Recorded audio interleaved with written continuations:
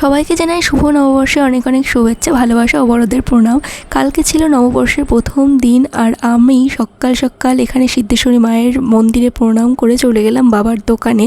এখানে বাবার দোকানে প্রথম দিনেই হয় লক্ষ্মী গণেশের পুজো। তোমরা তো জানো নববর্ষের প্রথম দিন মানে লক্ষ্মী গণেশের পুজো। বিশেষ করে যারা ব্যবসায়িক মানুষ তারা তো এই পুজো করে, কারণ এই দিন হয় নতুন খাতার উদ্বোধন। এরপর ঠাকুরমশাইয়ের প্রথম খাতার উদ্বোধন করে দিলেন, তারপর বসে গেলেন পুজোতে। যেহেতু খুব সকালে আমাদের পুজো হয় তাই জন্য আমি আর স্নান করে যেতে পারিনি, তাই বাবা একা এখানে অঞ্জলি দিচ্ছিল। তারপর শেষে পাঁচালি পরে পুজো সমাপ্ত করল। পুজো হয়ে গেলে পরে আমি প্রসাদ নিয়ে চলে এলাম বাড়ি।